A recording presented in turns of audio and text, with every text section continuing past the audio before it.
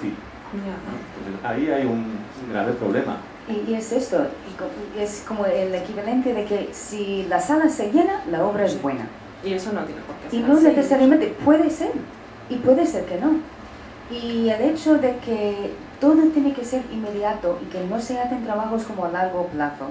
Y decir, pues mira, mi público no conoce la danza todavía, pero yo voy a empezar. Y cada X tiempo yo voy a hacer para que sepan que todos los meses o cada 2 meses, lo que sea, van a poder ver danza. Pues entonces el público se habitúa y empieza a conocer.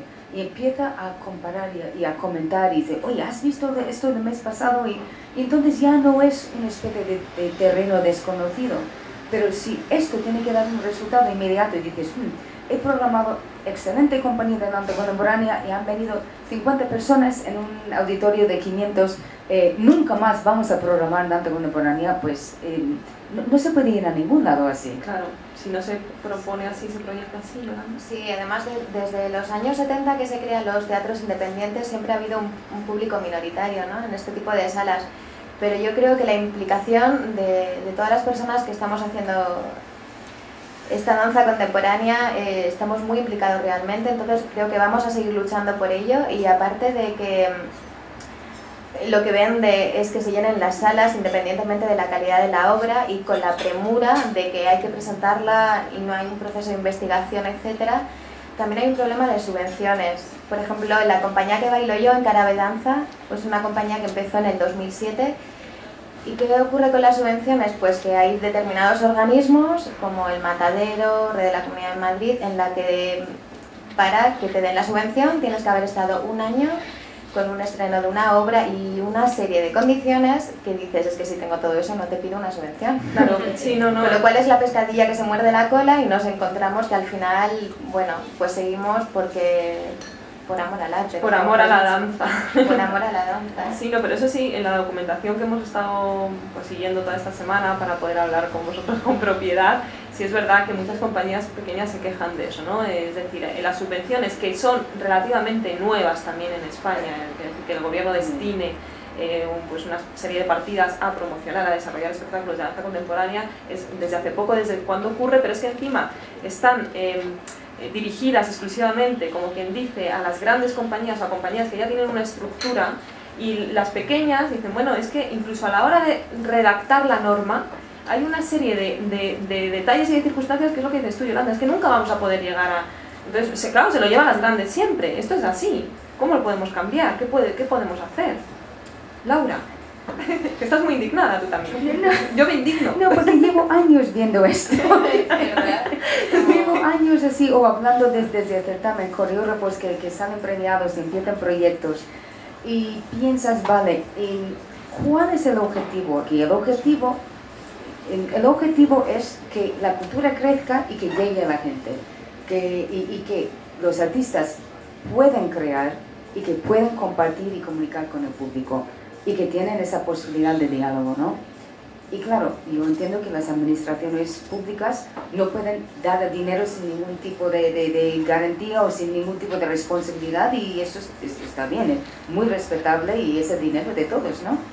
Pero piensas a veces que es como que estas son las circunstancias de la legislación y todas las compañías, todos se tienen que amoldar a ellos. Cuando realmente dices, vale, ¿de qué manera vamos a atender a los creadores en la fase en que están, siendo responsables también, pero pensando cuál es su realidad?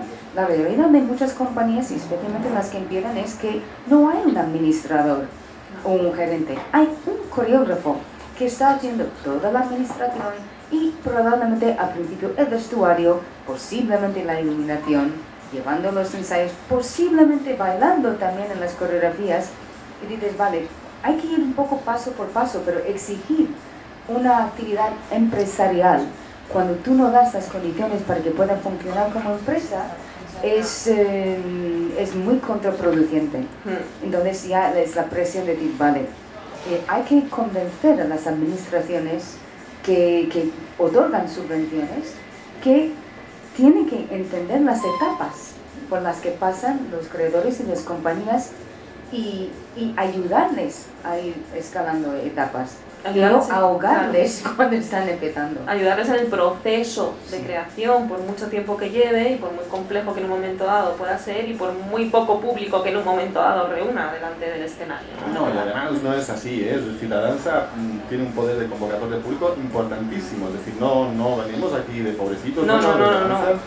Tiene, de hecho, fijaros, con esta crisis, las artes escénicas son de las pocas cosas que no se ven afectadas hoy en día.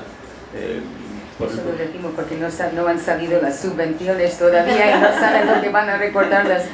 No, en cuanto a las subvenciones no, me refiero al público. No, ya lo público sí. Que va Sí, porque tampoco hay que estar pendiente de subvenciones solo, se trataría más bien de lo que la primera parte que veníamos hablando, vamos a difundirlo, vamos a hacer llegar al público. Un problema, y es que la cuestión es que, fíjate, tú lo decías antes, es una sociedad joven española, estamos en una etapa joven.